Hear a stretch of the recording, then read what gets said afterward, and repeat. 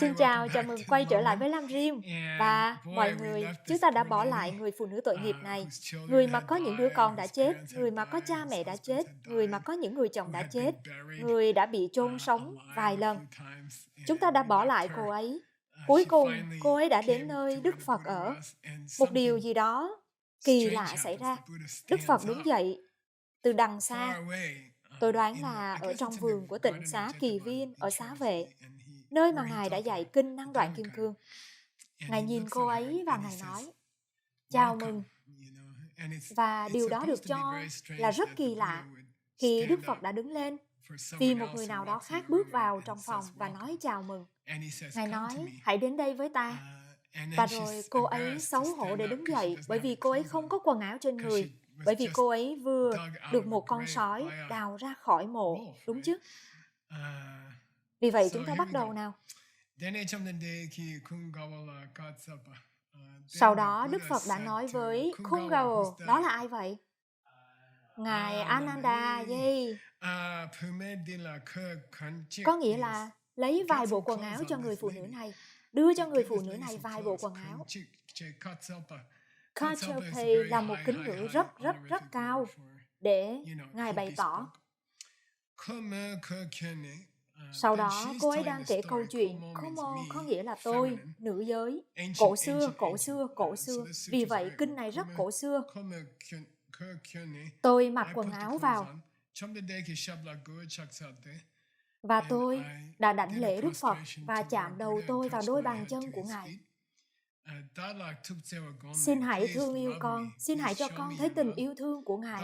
Dagraptuchungwana, xin hãy xuất gia cho con, xin hãy ban cho con những giới nguyện của một nữ tu. Và từ nơ thiên này, nó thường có nghĩa là để làm tổn thương một ai đó, gnoyer. Nhưng ở đây nó là từ mệnh lệnh của Noah, mà có nghĩa là ban cho những giới nguyện. Vì vậy các bạn sẽ không nhìn thấy nó là một trong số 10.000 cái gì đó. Cô ấy không thỉnh cầu Đức Phật làm tổn thương cô ấy. Cô ấy nói, tôi đã thỉnh cầu Ngài. Và sau đó Đức Phật đã nói với Ananda,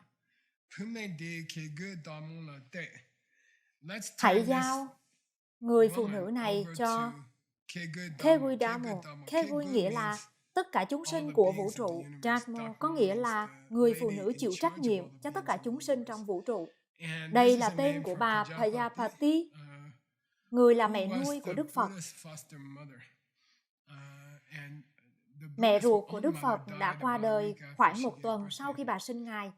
Và sau đó, Ngài đã trải qua cả thời thơ ấu, được chăm sóc bởi bà Prajapati. Và sau đó, khi Ngài đã trở thành Đức Phật, bà đã trở thành nữ tu đầu tiên trên thế giới này. Có một bức ảnh của bà ở đây. Kiểu của Rích, tôi đã nghĩ, ôi bức tranh này có lẽ được vẽ bởi một kẻ ngốc ở Pháp hay gì đó. Nhưng thực ra nó được vẽ ở Sri Lanka. Và đây là bức tranh của bà Prajapati và Đức Phật. Và bà là mẹ nuôi của Ngài. Vì vậy Đức Phật nói, hãy nhận người phụ nữ vô gia cư vừa bò ra khỏi một ngôi mộ này và giao cô ấy cho Prajapati. Và bà có thể rạp từ chung sik, câu mệnh lệnh, bà có thể xuất gia cho người phụ nữ này. Nó cũng rất thú vị. Khi Đức Phật đang yêu cầu một người phụ nữ xuất gia cho một người phụ nữ, ngày nay, tôi nghĩ một người đàn ông phải ở đó, phải không chiếc mế? Vâng, một số lượng đàn ông nhất định. Đúng, nhưng điều đó thì khá kỳ lạ. Nó có vẻ như ở thời Nguyên Thủy, Đức Phật đang nói tất cả phụ nữ có thể chăm sóc cho những người phụ nữ. Tôi không biết nữa. Có lẽ đã thay đổi ở một thời điểm nào đó. Được rồi. Sau đó, bà Prajapati đã xuất gia cho tôi. Bà đã dạy tôi tứ diệu đế. Chỉ sau khi tôi nghe về tứ diệu đế, các bạn biết đấy, tất cả mọi thứ là đau khổ. Và có một nguyên nhân của sự đau khổ. Các bạn có thể dừng sự đau khổ. Và có một con đường để dừng sự đau khổ. Tôi đã rất chăm chỉ thực hành những gì bà đã dạy cho tôi về tứ diệu đế. Da chomba thop, điều đó có nghĩa là gì? Tôi thop, da chomba. Tôi đã đạt được da chomba. Tôi đã trở thành một A-la-hán, điều đó thật tuyệt. Thành thật mà nói, các bạn sẽ không thấy nhiều câu chuyện về những phụ nữ đạt được Niết Bàn trong các cuốn sách cổ xưa, bởi vì thời đó là một văn hóa nam quyền thống trị. Nhưng trong câu chuyện này, cô ấy là một anh hùng, nữ anh hùng. Da Chombatopte, tôi đã đạt được A-la-hán.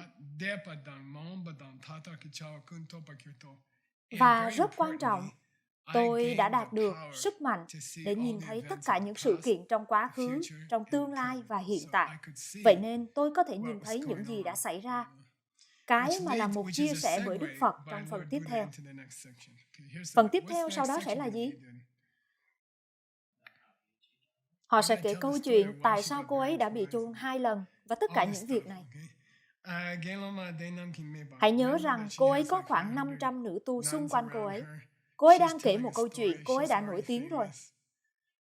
Họ đã yêu cầu cô ấy điều gì để bắt đầu câu chuyện này?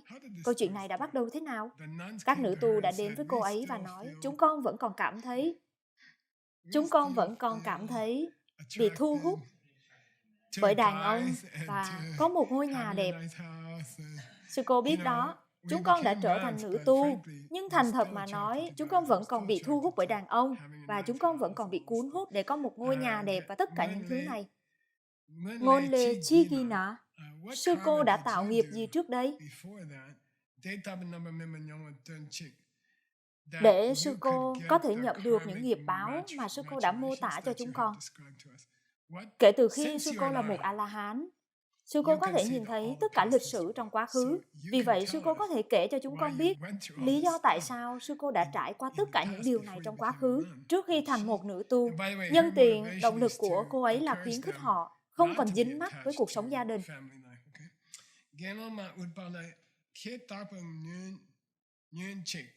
Các con nghe này. Khế là Ten và Gel.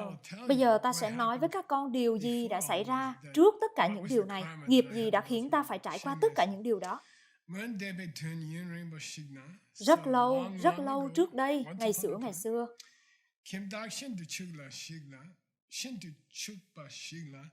Có một người phú hộ rất giàu có. Phume Pale, ông ấy chưa có một đứa con trai nào để nối dõi tông đường. Chunma Siklang, vì vậy ông ấy đã cưới một người vợ thứ. Chunma có nghĩa là một người vợ thứ hai. Xin lỗi.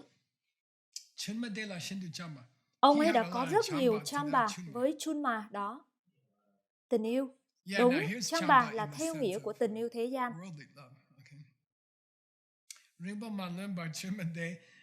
Và bởi vì điều đó, chẳng bao lâu sau, Chunma đã có một Samchen. Đúng rồi, đã có thai, tốt. Nhớ không? Cô ấy đã có một chúng hữu tình. Có nghĩa là cô ấy đã có thai. Dawasange, khi đến thời điểm thích hợp, đoạn thứ hai. Khi thời gian khi 9 tháng cần thiết đã trôi qua. Kyushisekte, sei có nghĩa là Sei là từ trong đạo Phật nói về sinh ra, bởi vì trong đạo Phật từ sinh ra là để chỉ sự thụ thai. Vì vậy sei có nghĩa là ra khỏi, nó có nghĩa là ra khỏi tử cung. Vì vậy chúng ta sẽ nói sinh ra. Và cặp chồng vợ Kelsuk đã rất yêu thương cậu bé đó. Và Dupajinto đã giữ cậu bé trông rất cuốn hút đối với họ. Từ Dupa này là đứa trong, đứa nghèo. Nhưng nó có nghĩa ngược lại, vậy nên nó phức tạp, các bạn phải cẩn thận khi các bạn đang dịch nó. Nó có nghĩa là họ đã không thể rời mắt khỏi cậu bé.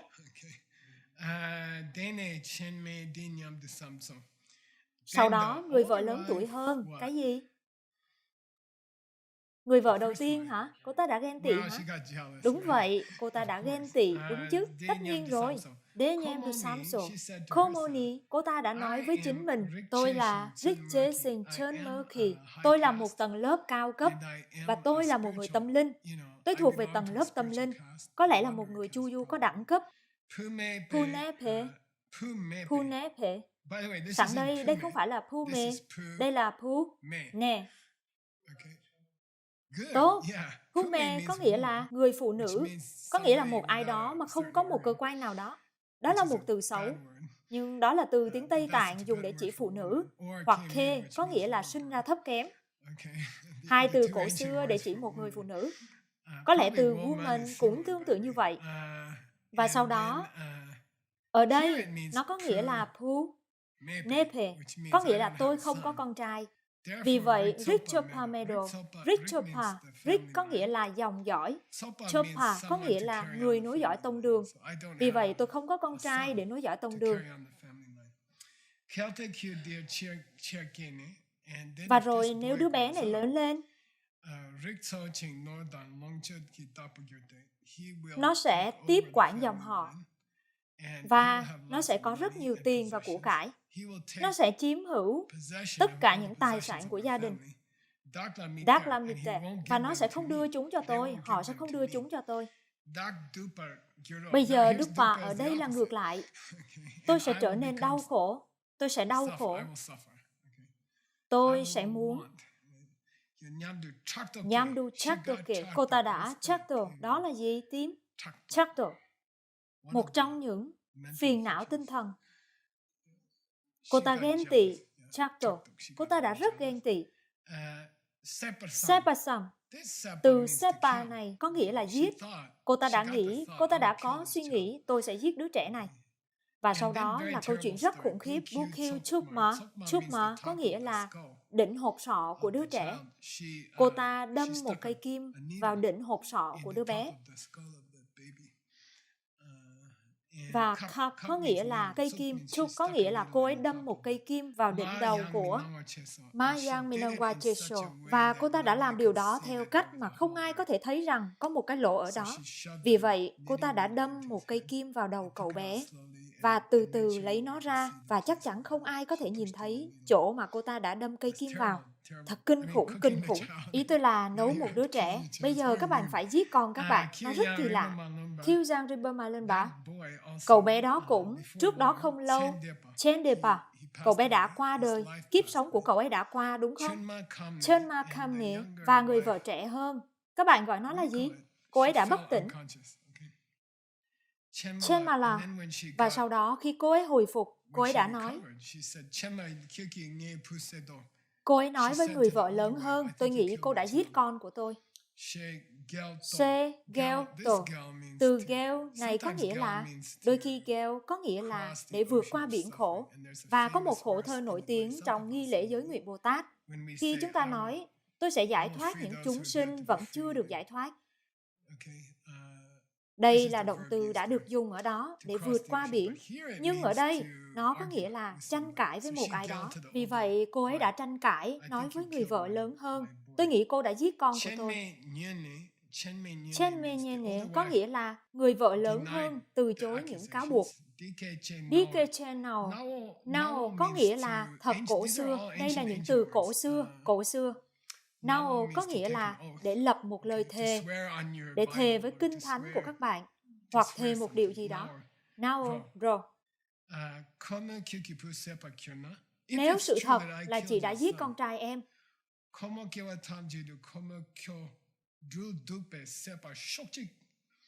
thì trong tất cả những kiếp tương lai của chị, cầu cho những người chồng của chị bị cắn bởi những con rắn độc và sẽ chết. Cô ta kiểu như, nếu sự thật là chị đã làm hại con trai em, thì trong tất cả những kiếp tương lai của chị, cầu cho tất cả những người chồng của chị bị cắn bởi những con rắn và sẽ chết. Và nếu chị lỡ có một đứa con trai, cầu cho nó bị cuốn trôi bởi một con sông. Hoặc Chankisawa, hoặc bị ăn thịt bởi một con chó sói. Sốc thịt có nghĩa là cầu cho nó xảy ra.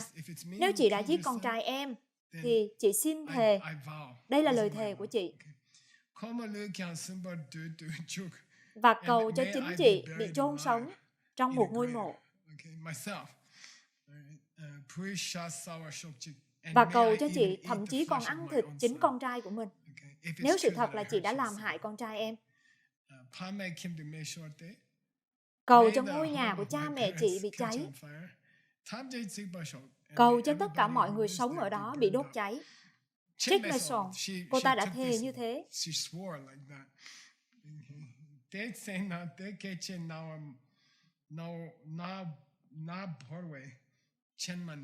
Hãy đoán xem ai là người vợ lớn tuổi hơn của những ngày đó. Cô ấy nói, các bạn biết đấy, Upala. Hoa sen xanh đang nói, hãy đoán xem đó là ai nào? Comoyen. Điều đó có nghĩa là gì? Comoyen. Đó là tôi. Đó là tôi. Yinte.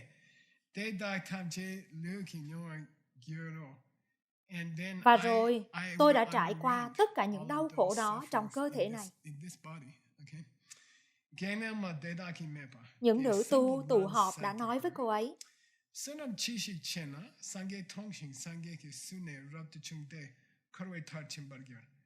họ đã nói, nhưng bây giờ hãy nói cho chúng con nghiệp mà sư cô đã làm để hướng mắt đến Đức Phật. Và để Đức Phật đứng lên và chào đón sư cô và mời sư cô đến với Ngài.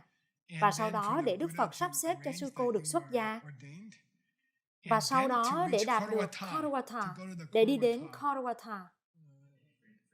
Đúng, để đạt đến sự chấm dứt của vòng đau khổ. Sư cô có thể kể cho chúng con câu chuyện tốt đó được không?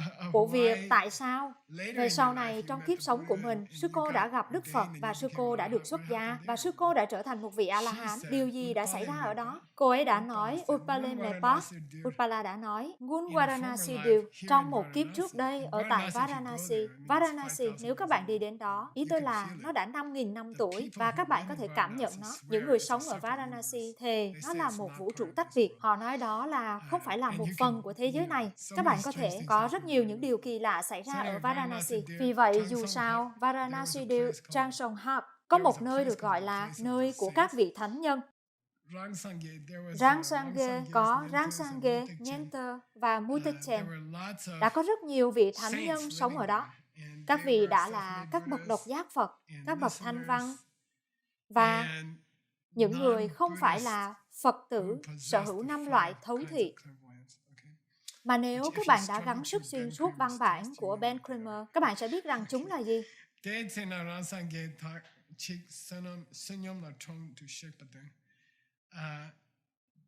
Sau đó đã có, tôi không biết liệu cách viết ở đây có sai không, nhưng nó có vẻ là một cặp độc giác Phật đã đến thị trấn này, đến thành phố này, để xin thức ăn.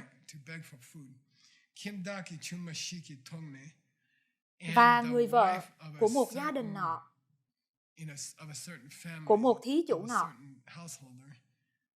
Raptuga. Nhân đây, Raptuga là tên của cấp bậc Bồ Tát đầu tiên. Nó được gọi là niềm vui tột cùng hay gì đó. Cô ấy đã có một niềm vui tột cùng và bằng cách này có lẽ nó có ý nghĩa ở đây mà là cùng một từ, tôi không biết nữa.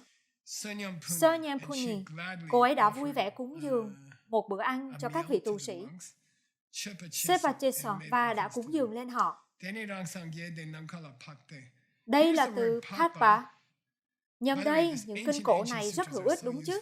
Vậy nên đây là từ Patpa, mà thường có nghĩa là Aya. Ở đây nó có nghĩa là bay lên. Mà vị độc giác Phật đó đã có. Đó là một bữa ăn ngon. Và ông đã bay lên trên bầu trời. Lumeba. Và lửa đã phát ra từ cơ thể của ông. Và sau đó Chunda, ông đã làm đổ mưa cho Varanasi để làm cho mọi người hạnh phúc. Nếu các bạn đã từng ở Varanasi vào mùa hè, thì thời tiết là 44 hoặc 45 độ, mọi người chết khi đi xuống phố. Trời rất nóng. Sau đó, ông đã cho thấy những phép màu khác nhau khi ông đang đi bộ, hoặc đang nằm, hoặc đang ngồi. Đây là những phương thức truyền thống của việc trải qua một ngày, hoặc là các bạn đang ngồi, hoặc các bạn đang đi bộ, hoặc đang nằm.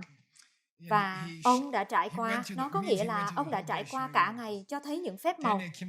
Tene Kimdaki Chumade, người thí chủ đó, cô ấy đã nói, nguyện cho tôi cũng trở thành giống như ông trong tương lai. Điều đó thật tuyệt khi ông đang bay trên bầu trời và ông đang bắn ra lửa và ông có thể tạo mưa trên toàn thành phố. Tôi muốn được giống như ông trong kiếp tương lai của tôi. Mơn Lam Tapo, tôi đã lập lời cầu nguyện đó.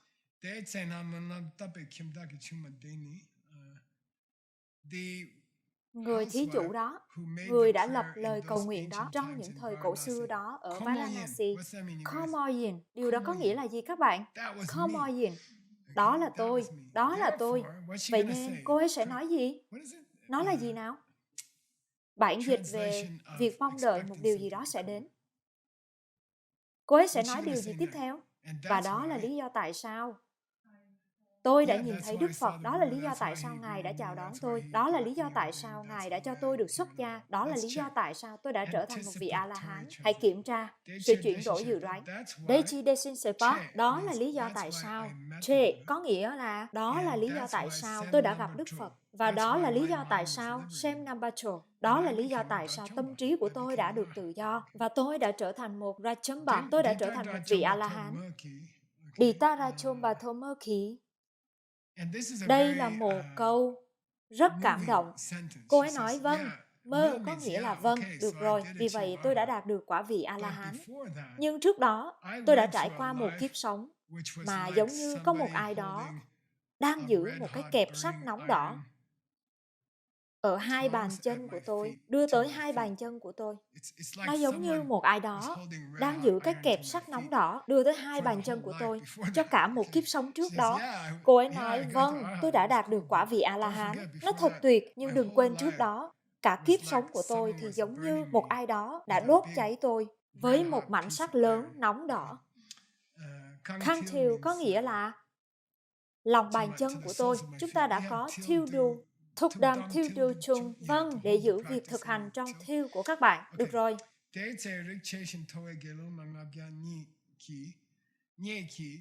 Sau đó, 500 vị nữ tu này, những người đã nghe câu chuyện của cô ấy, người mà tình cờ ở tầng lớp rất cao, trước khi họ trở thành những nữ tu, Mete, Mepatene, những người mà đã nghe những gì cô ấy dạy,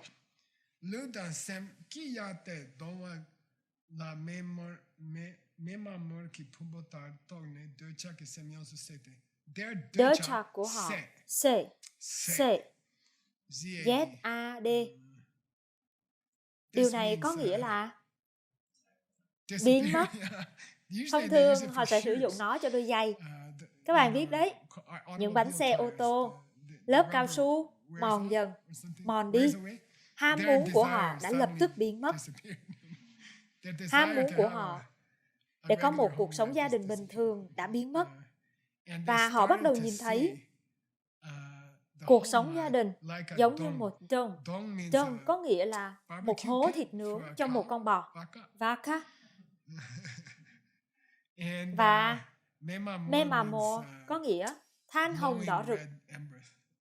Vì vậy, họ đã bắt đầu nhìn thấy cuộc sống gia đình giống như một hố lửa của than hồng đỏ rực, không phải là nơi các bạn muốn ở.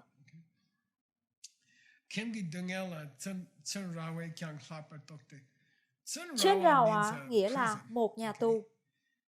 Và công cụ này là một sự so sánh. Và từ Hakpa này là Hak trong Hakton.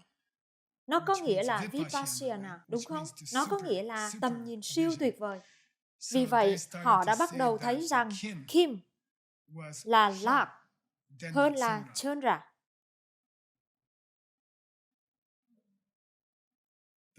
Cuộc sống gia đình thì tồi tệ hơn là cả cuộc đời của các bạn ở trong tù. Được rồi. Lạc Tok với S, họ đã lập tức thức tỉnh.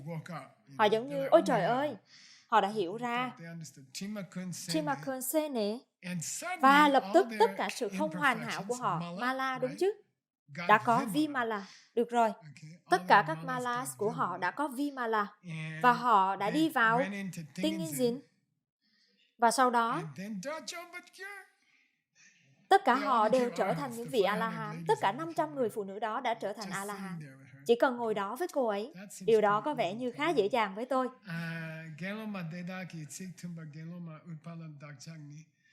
Sikh Thunba có nghĩa là bằng một giọng nói.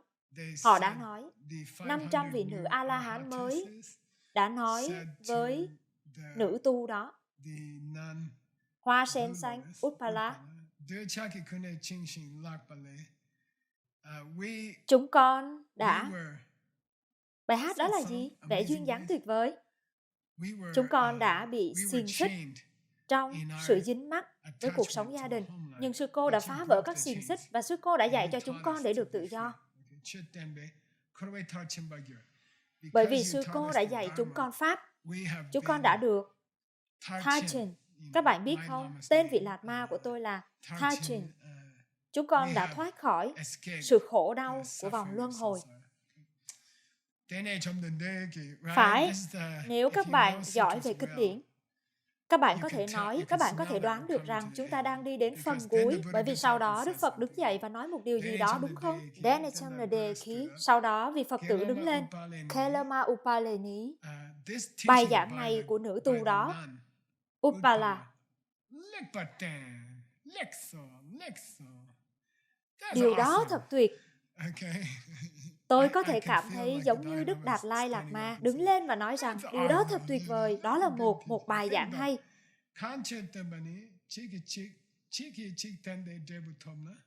Khi tôi nhìn thấy các học viên của tôi dạy cho nhau và một ai đó đạt đến một cấp độ tâm linh cao, bởi vì họ đã ngồi cùng với nhau và dạy cho nhau, nó làm cho tôi rất hạnh phúc. Và sau đó tôi nghĩ bạn là một người con gái thật sự của Đức Phật. Sau đó nó làm cho tôi cảm thấy như các bạn là một người con gái thật sự của Đức Phật. Nếu tôi thấy những người con gái của tôi giúp cho nhau trở thành những vị A-la-hán, thì nó làm cho người cha rất hạnh phúc. Se Ngakso, từ Ngak này không có nghĩa là Tantra. Nó có nghĩa là Ngài đã ca ngợi họ. Ngài nói, chà các con thật tuyệt.